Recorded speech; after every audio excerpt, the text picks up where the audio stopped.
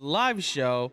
All right, there we go, ladies and gentlemen. Welcome to the Expo Sports live show. My name is Andrew Valentin. I hope you're all having a great Thursday, or at least better than I'm having. As you can see, a good shot of our guys in the back there. Here to kind of open it up. As always, we love you guys there in the back.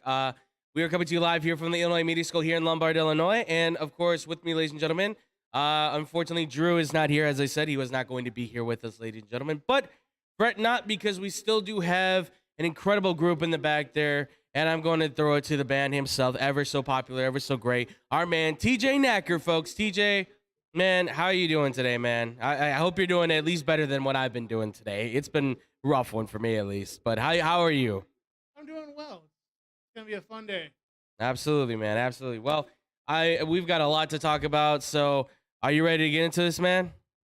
Do it. Let's do this then, folks. So we're kicking this one off straight through, going through it. We're going to start off with the NBA. That's right. And we're going to start right here in Chi-Town. Yes, that's right. Because these Chicago Bulls, believe it or not, have clinched a playoff berth. Yes, I know. How crazy is that to hear? The Bulls are in the playoffs. It has been a long time since we have said that as fans and been able to say that. As people here in the city of Chicago, we are very proud to have been able to see this. But obviously, this is coming with a lot of questions, right? If you don't know, obviously, in their most previous game against the against the wonderful Boston Celtics, as they have become known as, they took yet another loss. And now with 2 games to go into the season against Charlotte and against Minnesota, there is certainly still a lot of questions remaining. But obviously, Chicago is in the playoffs. They're in a good position, it looks like, to possibly be competitive, to be able to, possibly make some noise. But it all kind of depends on what team really does show up.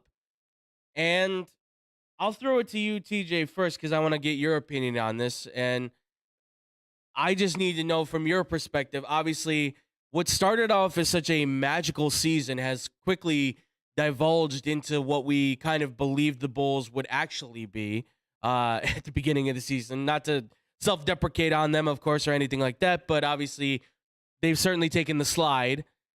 And my question to you is, do you think that this is something that is going to continue on into the playoffs? Do you think that there is a chance that they could have a bounce back going into the playoffs? What's your feeling on the Bulls going into these last 2 games and then going into the playoffs, knowing they have a secured spot at this point in time? So I think that it's going to be a little weird going into these playoffs, because we keep seeing the Bulls end up having the same problem. They end up getting just hung up with these pick and rolls, and it's just unbelievably hard for them to get around them. Yeah. And then all of a sudden, then you see just centers just beating them up. Vucevic is not the answer down low, and they're just going to keep beating them up and beating them up and beating up. I mean, they have some ridiculous number against the top 4 teams that they just can't beat them. Yeah. And right now it seems like they're a team without a leader. I just can't see them. I can see them maybe making a run of it in the first 2 games, but after that, I don't see anything else. Yeah, I'm kind of in the same boat with you, TJ. You want to give credit to, obviously, where this team is at. Listen, for anybody saying how upset they are and mad and that this team needs to be blown up and stuff, the reality needs to be known that this is a huge improvement from where they were once before. This is a great step in the right direction for the Bulls, obviously. It is upsetting that they're not capitalizing more on what has been a fantastic start. But we've talked about this, right? We've said, obviously, teams now, they've watched the film. They understand how to attack them. Like you said, TJ, they get very hung up on the pick and roll situation. It becomes a little bit problematic for them in that sort of sense. This team, albeit very good, and DeMar DeRozan, props to him, he has played like a playoff, like a perennial MVP by our standards, considering where he was and where he has been kind of lingering in good but not great in San Antonio. It's clear he still had a lot of great basketball left in him. And the fact that he picked going to Chicago over Los Angeles is huge. It obviously is a huge reflection on what it means to Chicago and what it means for the Bulls going forward. They've become a great team now. They've become a team that can compete. Obviously, here down the stretch, though, this is where not having Patrick Williams did kind of hurt them, right? You did get Tristan Thompson. Tristan Thompson's great for what he is, but he's more of your bench guy. He's more of your role player coming off the bench and kind of being the disruptor, right? Playing the defense, getting the rebounds, getting the blocks, things like that. It's not like he's going to be a full-time starter anymore. He's just not that same guy anymore. But getting Patrick Williams back, hopefully in these next few games, he can maybe start to get himself back into a mojo. I'm hoping Kobe White can find his shot. A lot of this is just getting back to basics, right? It's kind of taking everything back, tearing it down a little bit interior, and building it back up from the get-go. Yes, it's kind of the wrong time to do it, but it's do or die kind of now. If you want to make some noise in the playoffs, if you want to be a team that's going to be able to be competitive going forward, then you're definitely going to have to say, hey, Levine, maybe kind of, instead of trying to be pot shot three-point shooter, try to do a few drives. I'm sure he's not 100%. Yes, not having Lonzo Ball is having an effect. There's certainly a lot of parts to the Bulls that they could really use at this point that is causing them significant damage. And I mean, right now, one of the big things is Vooch, I think, When you look at his game, what was it against Milwaukee? Brook Lopez shot like 62% against him or something like that. All right? I mean, the last few games, obviously his defense has not been there, and we knew this going forward that he's not a defensive guy. He's not a defensive big man. And that's where the hope was, well, Patrick Williams will be there to pick up the pace, and while getting Tristan Thompson will be there to pick up the pace. But not having that true 7-footer that can compete with Joel Embiid, Nikola Jokic, Rudy Gobert even, not having that guy is hurting the Bulls significantly. If I'm honest, Vooch is I would say a better version of Lauri Markkanen. Really should be probably more of a stretch four at this point in his career. Not really a guy I would put down low. Still gets great rebounds, don't get me wrong. Really good at getting the rebounds, but he's not going to be a shot blocker. He's not going to be box him out kind of guy. He's not going to throw elbows maybe as much as you want him to. Tough guy, yes, he is. But he's not going to be your can-do-everything Jokic kind of player. He's not going to be your Joel Embiid that just kind of smothers guys and can destroy guys on the inside. He's not going to be Karl Anthony Towns, who I hope the Bulls make a significant effort to try and maybe go for, potentially. I mean, I feel like you've got to make a move somewhere at some point to get a big man. And I agree with you, TJ, I have to say. Unfortunately, I don't know if the Bulls can win in the first round or not. I will give them, they can maybe win a game, possibly two, but they are going to have to be on point. They're going to have to be on point. Caruso's going to have to be a defensive threat all over the court. And hopefully, I don't know, I don't think it's going to happen, but Lonzo's going to have to make a surprise appearance at some point to help this team get back into gauge. Otherwise, this team's probably losing in the first round 4-1. I at least got to give him one game. I think DeRozan and Levine can be good for one game, even Vooch. But I don't see them going anywhere past that at this point in time. I don't like it. Trust me, I hate saying that. Every Bulls fan does not like hearing that. I promise you. And I don't like saying that. But let's be realistic. The fact that the expectations were so low on this team, and they have outperformed themselves incredibly. What did we say? DeMar DeRozan, wasn't he supposed to be the worst free agent signing? Lonzo, nobody understood it, right? If I remember correctly, Rob Parker of FS1 was the one who said, this is NBA Siberia. The Bulls in Chicago, there's no good basketball in Chicago. And yet the Bulls at least supersede over his Brooklyn Nets. And speaking of the Brooklyn Nets, good old Rob Parker's Brooklyn Nets, obviously, good news for them. They have secured a play-in berth. Congrats to them. They are in the play-in tournament. I believe right now they are the 10th seed, if I'm not mistaken. So kudos to the Brooklyn Nets for what was supposed to be apparently a top 3 seed season has just been complete and utter dismay. Now, granted, give them this. They beat the Knicks in their last game, right? They were able to dominate. Kyrie Irving and Kevin Durant look like they're back to their dynamic duo situation. They're friends. They know each other very well. They play good basketball. But question I have, and TJ, I'm hitting you with it, man. For the Brooklyn Nets, we know Kyrie Irving. We know Kevin Durant. They've been playing great basketball. The Nets have kind of had a little bit of resurgence. but they're still at the bottom of the play-in tournament, and they're barely hanging, and they barely have grasped onto that, even still being in the East. So I ask you this.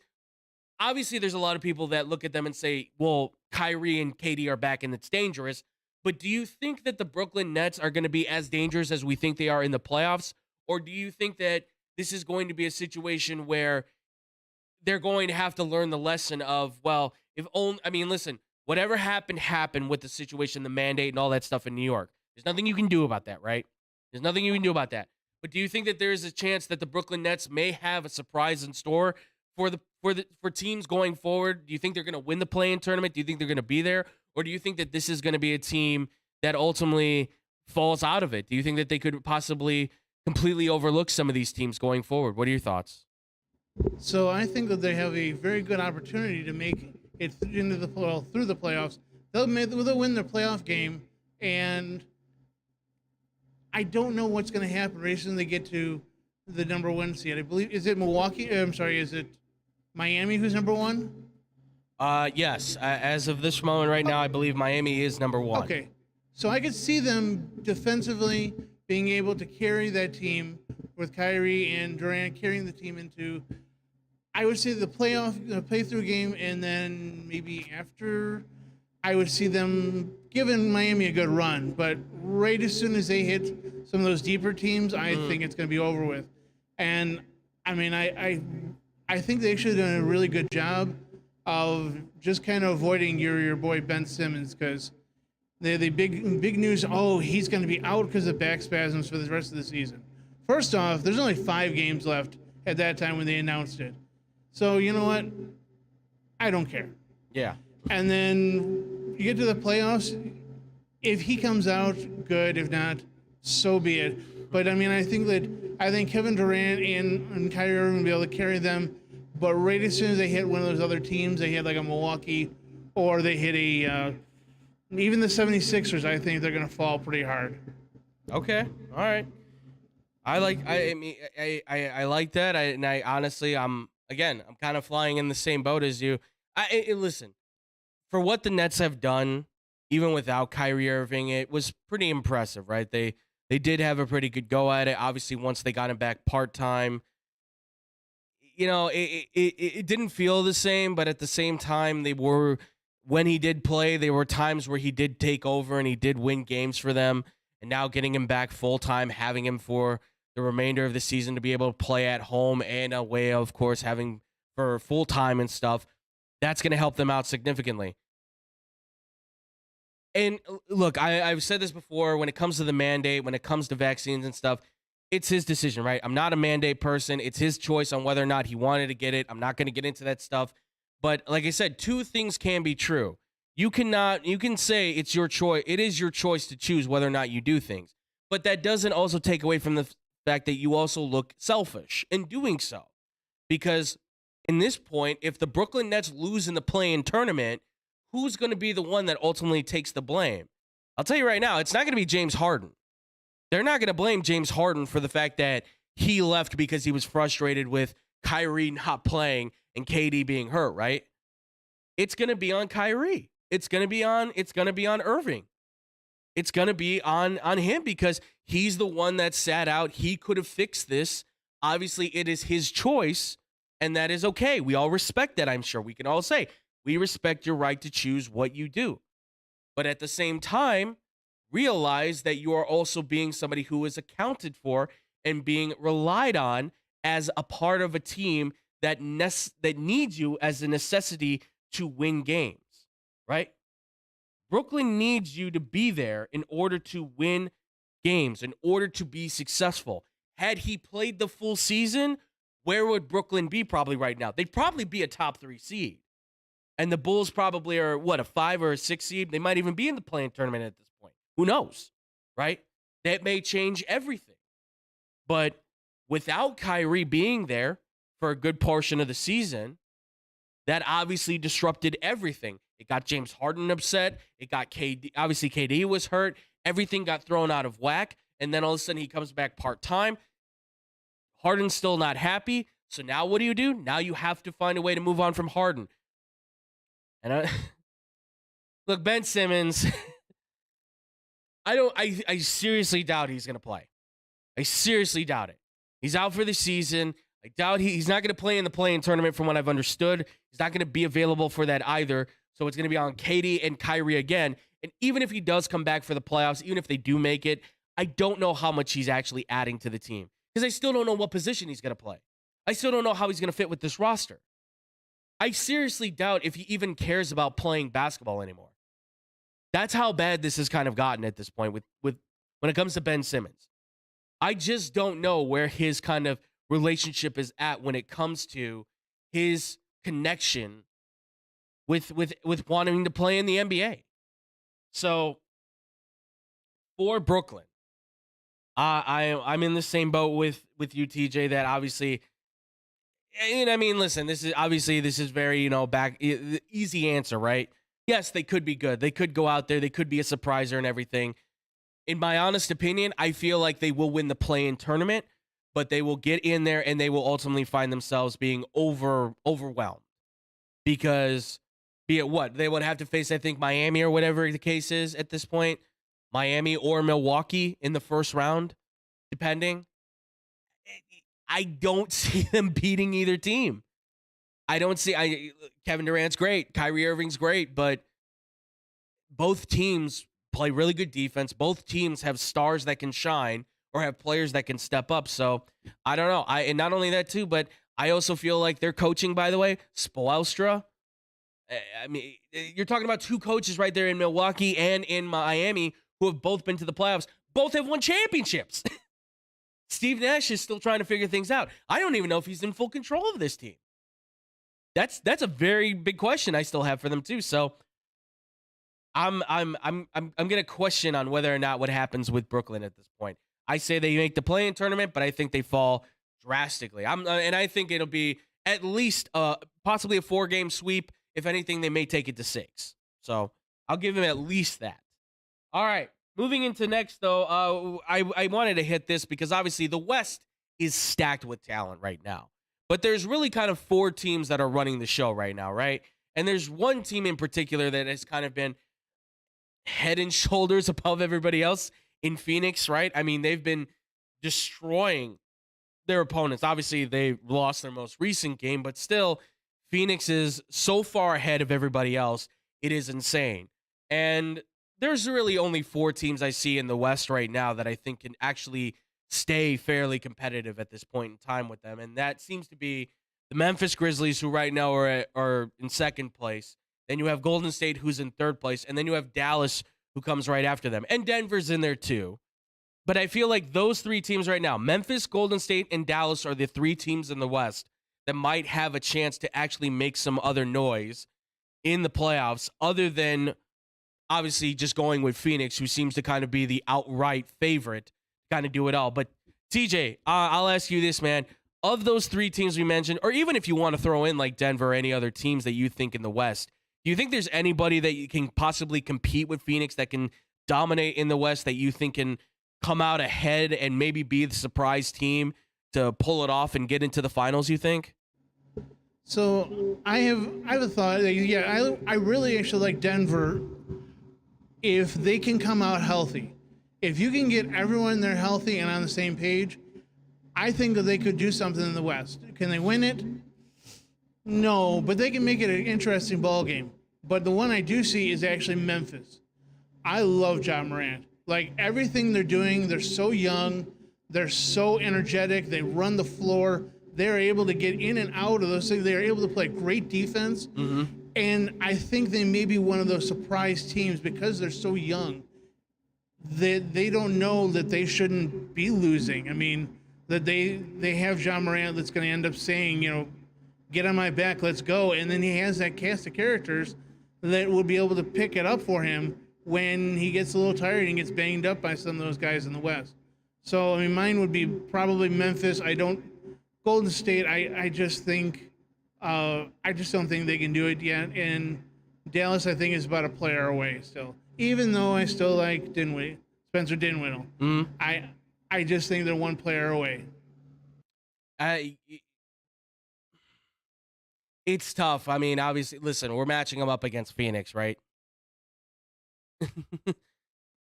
So I mean, listen, you're saying who's gonna compete with this team? I mean, I'm trying to figure out exactly how to pose this, right? Because how do you match up with this team in Phoenix? They are so good right now. Devin Booker, look, I think he's been playing like an MVP. Even without Chris Paul, they found a way to be able to compete without him. I mean, and now getting him back, you're only just adding more fuel to that engine at this point in time. I would never look past Golden State. The experience is there for sure. But I think the window is starting to close on the opportunities that Steph and all these guys are going to get. Obviously, there's some rumors flying around about maybe somebody saying he wants to play with him. I'm going to get to that in a little bit here soon. But I do feel like Memphis could be the surprisers, right? They're the new kids on the block. Quite literally, they're the kids on the block. They're the young team, upstart. They've been winning even without Ja Morant. And when he has played, he's played like an MVP. They are electrifying to watch. And I think because it's kind of the Denver effect that we saw in the bubble, right? Denver was a young team. We knew Jokic was good. We knew Murray was good. We knew Michael Porter was good. But they were the young kids, the new guys on the block. They were new to the playoffs. And they surprised everybody when they beat the Clippers. Why? Because I don't think anybody was ready for what they were going to bring. It's kind of the same thing with Memphis. Yes, we've seen a lot of tape on them now, right? You've watched them. But even when you've seen so much tape on them, not many guys are figuring out how to beat them. They're still a really good team. They're still fast. They're still solid.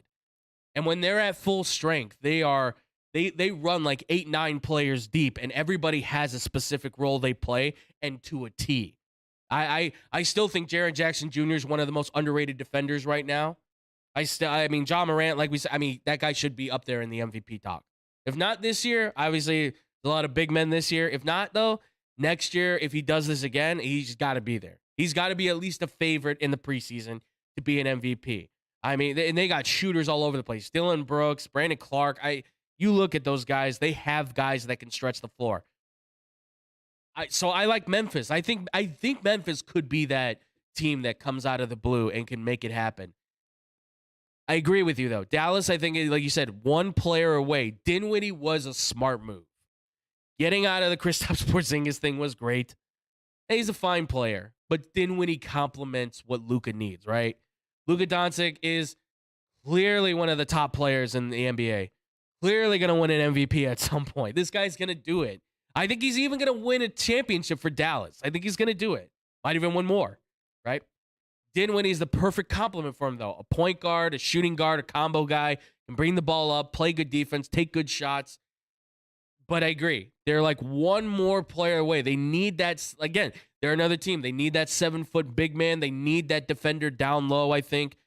I'll tell you right now, if they can get Clint Capella from Atlanta, if they can make that move, I think that would help secure them a lot. Build the bench out like a little bit more. And I think that team's there. Get Clint Capella. There you go, Dallas. There's your move. Get Clint Capella for next year. And I think you're in a solid position. If not him, go for broke and go for Rudy Gobert. I mean, you need that defender down low. You need that guy. And one of those two dudes is going to do it. Go for broke. And Mark Cuban's the dude that's like, yeah, we're doing it. He says money for him is like no option. He's right there with like Jerry Jones, except like in a smarter way. He doesn't throw money out of his pocket. He's like, yeah, give him all the money. Who cares? Who cares what they do? Mark Cuban's a little bit smarter on how to spend money.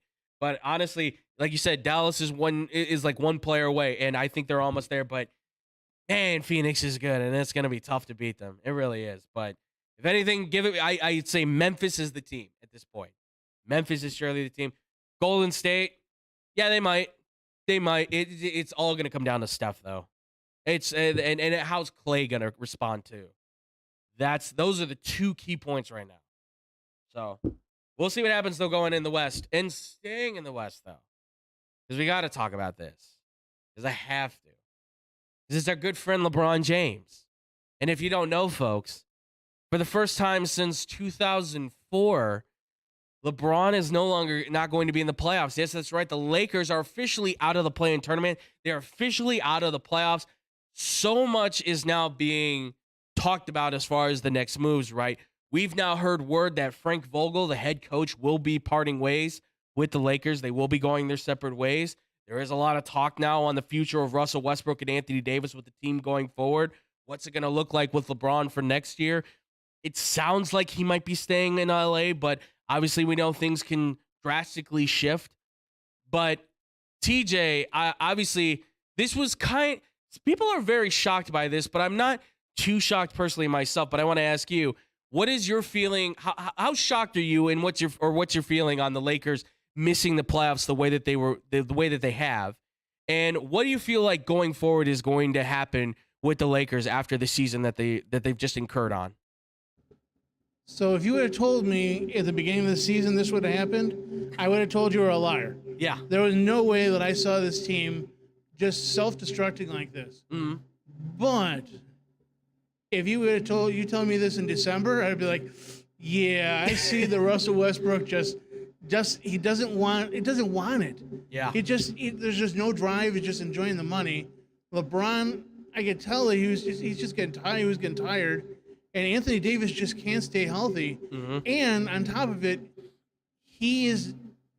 I'm now putting him in that ranking like of Vucevic, that he's a good center. He can shoot, but he's soft. Yeah. And the NBA has evolved back to having a nice, big, solid center. And he can't play the defense. He's not fast enough anymore. He can't jump as high.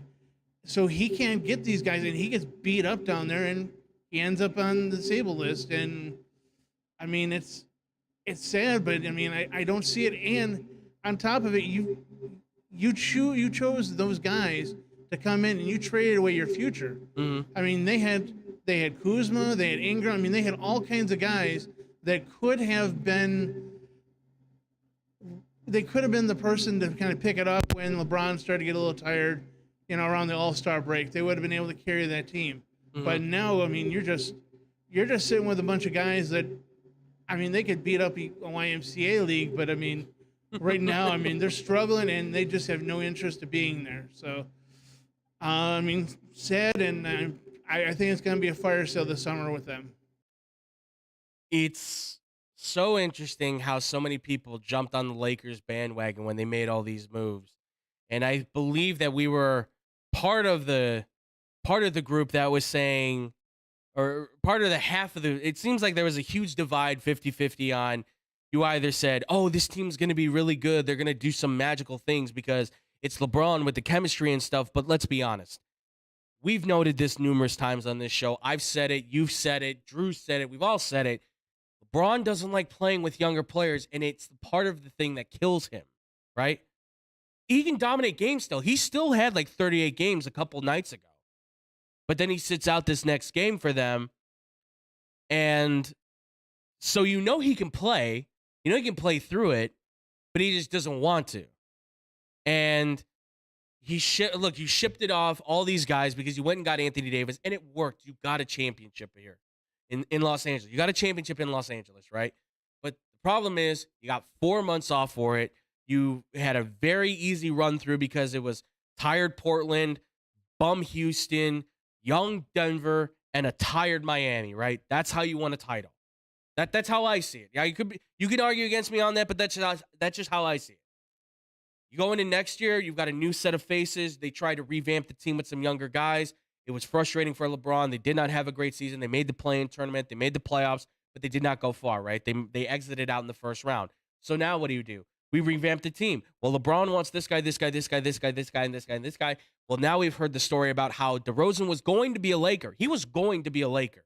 And then when LeBron started talking to Russell Westbrook, obviously everything diffused because DeMar DeRozan was not going to play with Westbrook. So obviously that derailed all the conversation between them and the Lakers, which caused an entire just separation on that front. So ultimately what I think this comes down to, I mean, what this ultimately is that this is LeBron in his kind of own way now sitting out this game and probably the last few games of the year saying he's injured. And I will say this, when a player says he's injured, I tend to believe about 95% of the time he is in fact injured. I tend to do that. Unless you're Benson. No, I'm just kidding. But that's just, again, just personal beef with me. But it just feels like when I look at LeBron's career, one of the things I know with him is he tends to be the cherry picker, right? I want all the credit when all the things go good. I want none of the blame when everything goes wrong, right? When the Titanic is sinking, I'm going to be, I forget the guy's name from the movie, whatever his name is, that gets on the boat, right? He sneaks on as one of the women on the boat. He's that guy. He's that guy. He's not the captain that goes down with the ship. He's not the guy, I'm going to hold on to the hull and or the wheel, and we're going to go down with this sucker. This is my ship. He's not that guy. He's not that guy, right? When Cleveland was taking on water there, what happened? I'm just going to take the lifeboat over to Miami. When Miami seemed like they might have been kind of circling the drain a little bit, right? Getting caught in the Bermuda Triangle before it disappeared. What happened? I'm just going to go back to Cleveland. Seems like they're floating again. And before you know it, well, Cleveland seems like they might be kind of starting to sink too. Where you going to L.A.? He wants all, and I get it. Everybody wants that, right? We all love the success. We want none of the criticism. But here's the thing. You got to take the good with the bad. Lesson in life, right? We all got to take it. We got to take the good with the bad. So you have to be able to take the chances that come to you, yes, but you have to accept when things don't go wrong that, yeah, you're going to take the blame, right? Ask any quarterback in the NFL. Any quarterback in the NFL, no matter how successful, right? What did Justin Herbert do this year? He threw for like 50 touchdowns or something like that, right? Or 5,000 yards, whatever. He threw for a ton of stuff. He had a great season, right? But what are all the Chargers fans going to say? Well, we didn't make the playoffs. Whose fault is it? Well, quarterback. You're gonna have to take the blame at some point. It's a part. I mean, and he never wants to accept it. And that's why I always say him and Aaron Rodgers, they really share a lot in common. They really do. Granted, I actually like LeBron more than Aaron Rodgers, but there's a clear divide on how those guys. There's a clear, not divide, I should say. There's a clear connection on how those guys operate, especially too because LeBron loves to say how great he is. When I think we've said on this show, how many times do we hear Jordan say how great he is? Handful of times, maybe, right? As a player, maybe a handful of times. Otherwise, he knows everybody's talking about how great he is. And so when the LeBron Last Dance documentary inevitably comes out because he's just going to have to keep following in Jordan's footsteps, or rather shadow at this point, don't be shocked. Don't be shocked. I just can't. I hope his teammates are as open as Michael's teammates were. I would love to hear what Kyrie has to really think about LeBron. I would love to hear that. Give me Kyle Kuzma saying the truth about how he feels about LeBron. Please. I want to, Dan Gilbert, please give me Dan Gilbert. Please. He and LeBron do not like each other. I want to hear that. All right, well, let's flip it into baseball really quickly, guys, and then we'll get into this. So obviously, we know opening season is today. Obviously, there's a lot of you that might be jumping into the baseball stuff. So if you're watching this, I figured that we were going to probably talk about the Cubs and the White Sox, but congratulations. Give them the W. Fly that W, folks. The Cubs did win today, 5-4, if that's correct, right? That was the final score, 5-4? Okay. So congrats to the Cubs. Obviously, the White Sox, again, they open up tomorrow, so we're going to see them tomorrow and stuff. But instead of just sticking to the Chicago teams, we always do this. We didn't do this year. I want to do it. We're going to go through the divisions. We're going to look at all the stats and stuff, and we're going to get through this. So let's just start it off right here. AL East. Start in the AL, go to the NL. So in the AL East, you've got in order Toronto, Tampa, New York Yankees, Boston, and Baltimore in that order. So TJ, I ask you this. I mean, and these are just the simple questions. Who do you like in this one? Who do you think is going to be the division winner in this? Who do you think is going to be a team that potentially falls out of this one? And who do you think could be the surprise one in this division? So I mean, I have to like Toronto. I mean, that's just they're too young. they're too good. I mean, they've gotten that nice little nucleus of really good players that they got homegrown, and then they brought in, Springer and Wright, and they start bringing in some pitching, and they got a complete team. Yeah. I mean, I can't bet against Vladimir Guerrero Jr. I mean, it's just he's unbelievable. Yeah. I don't see Baltimore doing anything. Boston, Boston could sneak up on some people. They could get in the wild card, but yeah, I don't. I mean, this is a rough division. Hmm. All four of those teams could make it, and I wouldn't be surprised.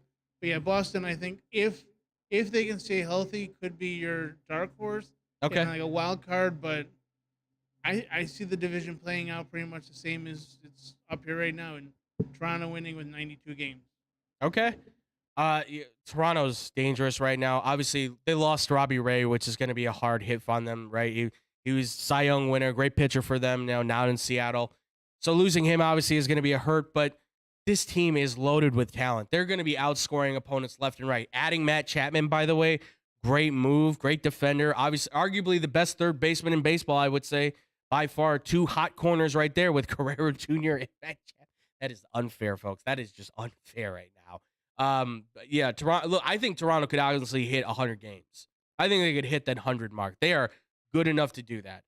Guerrero's my MVP at this point. He's my front runner for MVP in the AL easily. I think he's that good at this point in time. I think the Yankees can overtake Tampa. I'm still not sure on Tampa. I know last year they did it even without Blake Snell. I just don't know where they're at still, though. Obviously, they're a good team. They do the analytics thing, but how much more can we favor this team in the season, right? I feel like at some point they're going to falter. And I think the Yankees can overtake them. I think even Boston can possibly overtake them, too, because like you said, Boston, I mean, listen, what, last year we saw it. Boston had a huge resurgence in the season. They had a great push there. There's a good chance that we could see that happen again. I feel bad for Baltimore, but it's just not going to happen for them. But I agree with you, TJ. This could be the way it plays out. I would just say for right now, for me personally, I would swap New York and Tampa at this point at least, because I feel like if anything, at least Garrett Cole is going to be good for another 3 wins possibly. I would say he's certainly a favorite to win Cy Young. I don't think he will win Cy Young, but I think he's at least a favorite to go there because he looks pretty decent right now. So we'll see. But all right, let's move to the next division. So we've got the AL West. So we've got Houston in first, Seattle in second, the Angels in third, Texans, Rangers in fourth, and Oakland in fifth, as they probably will be. So I ask you this, obviously, TJ, again, who's your favorite? Who's going to be your disappointment? Who do you think is going to be your dark horse? So my favorite in this is actually Seattle. Okay. I mean, I like the addition of Robbie Ray. I enjoy the team. It seems like they're more of a small ball team, but still can knock it out. But they're in that same baseball style as like the Giants. Mhm. You don't have a number one guy, but you have a bunch of guys that are gonna keep moving guys from first to second. Yeah. My disappointment, I think, is going to be Houston. Honestly, Okay. I think the loss of Correa and just a lot of these guys getting older. You're not able to restock the minors like they could before. Mhm. I think they're going to be a disappointment. And my dark horse, I'm going to go with Texas. Like you bought your infield pretty much. I mean, you spent something like 150 million on each one of those two guys, on Simeon and Seager, half right? $1 billion in total across that whole group. I mean, it could work, and they could be in there. I see Seattle's going to be solid, and I'm going to go with Texas on my dark horse. We're in the same boat. I'm right there with you. I'm with Seattle too. I like them as a favorite. At Houston, I think is gonna fall a little bit. Not having Correa will hurt them a little bit. They'll be a good team. They'll be there. I think they'll be a winning team. I can't do it with the Angels anymore. I saw Syndergaard looked good. I'm not sold on them at all. Not at all. I can't. The idea that Ohtani is gonna win MVP again too. I can't. I just can't. Texas, I do like. I do like them. 85 wins, 84 wins, give or take. It's not going to be a huge jump, but look, you've got 3 guys on your team that should get you at least, I would say 50, 60 wins easily. I would argue. Should be at least be 50, 60 wins. I mean, and if you make any moves at the deadline, you make another move, if you get a starting pitcher by the deadline, that should help you to even yourself out at 500, hopefully. Yeah, at Oakland, I mean, they're clearly tanking. They don't want to say they're tanking, but come on. You're trading away all your assets. They're gonna trade away, I'm sure, a few more. They're not done yet. They're gonna tank, obviously, and try and go in with a fresh new team. All right, let's go into the AL Central. We'll kind of speed through these a little bit, just for the time's sake. But the AL Central, so they got the White Sox at 1, they've got Minnesota at 2, they've got Detroit at 3, Kansas City at 4, and Cleveland at 5. So TJ, off the bat, man, your favorite, your disappointment, and your surpriser. So my favorite is going to be I'm gonna go with the homer pick. I'm gonna call the White Sox. Okay. I've been waiting way too long with this rebuild to not put my money on them. You and me both, man. I think Detroit could be the dark horse, and I think Cleveland's going to be a disappointment still. So Okay. I mean, even though they spent all that money on Ramirez, I don't think it's going to do anything for them. All right. Cleveland's going to be at the bottom, I feel like. Kansas City. Oh, actually, you know what? Scratch that. I think Kansas City will be probably at the bottom. I feel like Cleveland, at least they have Jose Ramirez. They just paid him a giant contract. He'll be a big part to that. Detroit might be surprising. They may surprise some people. I've read in articles that they might even win the division. I think that's crazy talk. But a lot of things have to go wrong for every other team, and a lot of things have to go right for them. It's right now between Minnesota and Chicago, and I think there's still a deep trench between the two of them at this point. I'm taking the White Sox to win the division at this point. I have no confidence right now at this point in time that Minnesota will do it. Yes, adding Correa is going to be a big help for them for sure. They have some decent pitching here and there. They still have Byron Buxton as well, too. That's going to help them as well. But at the overall sense of things, I just don't get the feeling that Minnesota is going to be there just yet. So I feel like Chicago has the best chance right now to win the division, dominate for another 2, 3, 4 years potentially, and run away with that division and put themselves in great playoff position. All right, let's move into the NL. We'll start off in the NL East. So you've got Atlanta at 1. You've got the Mets at 2. You've got Philly at 3, Miami at 4, and Washington at 5. TJ, your favorite, your disappointment, and your surpriser. Who you got? So my favorite is probably going to be Atlanta. Okay. They lost Freeman and they got Chapman. I mean, that's you basically traded guys. Yeah. All it is the name on the back for me. I mean, they're same hitter. Yeah. I think Philly will be my nice dark horse. I think they have a real good chance. They have a good team. I like the addition of Schwarber, along with Harper, and I mean, I think it's going to be it's be a good team. And then I think the Mets. I mean, even though they spent the money on Scherzer, I don't think they're going to live up to all the cash that they spent on guys in the free agency. And poor Miami. Yeah. They can't get anything together. So, yeah. All right. Yeah. God, I feel like Atlanta's got to take this. Atlanta's my favorite. They're going to win the division. Mets are going to be my disappointment. They're not going to be.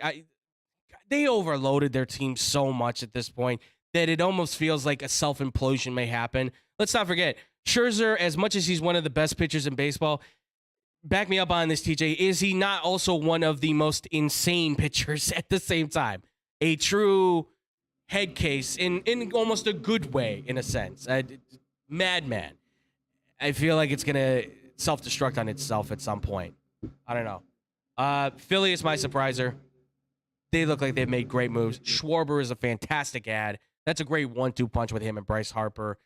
And I'll even throw in Washington as a maybe surpriser, although I feel like Juan Soto will get moved at the deadline.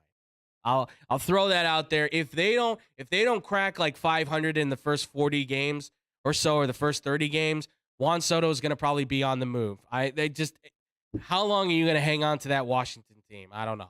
But that's where I stand. So, Atlanta, my Mets are going to be a disappointment. And I'll throw in Philly as obviously keeping it simple on this, of course. Let's move into the NL West, though. Let's get into that NL West. So you've got, Dodgers, of course, going in at number 1. You've got the Padres going in at 2, San Francisco at 3, Colorado at 4, and Arizona at 5. TJ, your favorite, your disappointment, your surprise. Well, I mean, it's Dodgers. Yeah. I mean, they just keep getting more and more guys, and they're You know what? They're like their counterpart, the Rams. What's salary cap? We don't use a salary cap. We just keep paying guys. We just print the money out back. It's fine. Right. My disappointment, actually, I think is going to be San Diego. I just don't think that they can do anything. Okay. With Tatis being down, I think they're going to lose grip in the West, and I don't think they can come back. And I guess my dark horse, even though they were really good last year, would be San Francisco. Okay. All right. I like that. Yeah, Dodgers got to be my favorites. Sorry. Padres, I still like them as a favorite too, but as like a co-favorite 1A, 1B thing. Giants might be my disappointment a little bit. I think they might have a little bit of a drop-off. Losing Gosman, I think, is going to be huge on them. They may miss Chris Bryant a little bit, I think, there for a little while. But they also know how to find players. They're always good at that, so never doubt out the Giants, obviously. Last year, they had a great year. I will go with it. I think Colorado might be my dark horse a little bit. And, I mean, listen, if they get the things right, if they get these young players going, there could be a chance. It's a very long shot, but you never know, right? You never know. All right, let's move into the NL West here, folks. And last but not least, you've got Milwaukee at 1, St. Louis at 2, the Cubs coming in at 3, Cincinnati at 4, and Pittsburgh obviously dead last. TJ, your favorite, your disappointment, and your surprise for the NL Central. Okay, so my favorite is actually St. Louis. I think they can really do it. I think they've been together a year together with all those free agent signings. Mm-hmm. I think they can do it. Disappointment, I think, is going to be Milwaukee. Okay. I just, it seems like every time they get up and they start doing well, they start tanking, and it's just that small market kind of atmosphere, and then they just kind of just send their guys packing to try and get the minor leagues packed up again. And my surprise, I'm going to pick the Cubs. Like, okay. I mean, watching them today, I think that they did a really good job. And they have the potential, especially if they can get Brendan Davis up there, and you can convince Jason Hayward to maybe stay home a little more. Yeah. I mean, you have some really good guys in the minors that could come up with an injury or two, and they can make a run at the wild card. Absolutely. I mean, nothing serious. Not predicting a World Series. Yeah, for sure. I'm going to say this. St. Louis is my favorite, actually. I like St. Louis a lot. Adding Pujols, does it do a lot for them? Not really. But if he does have a spurt every now and then where he hits a couple home runs, not going to hurt him, right? I like St. Louis a lot. Disappointment's probably going to be Cincinnati. I know they already kind of got them listed. I feel like there's a good chance for them to push, but I feel like they're going to take a drop off. They could actually even be worse than the Pirates, unfortunately. I hate saying that. Sorry, Cincinnati. And then my dark horse at this point, I'm in the Cubs range. They played really well today. From what I saw, they played really well. Suzuki looks good. They've got pieces. Who knows?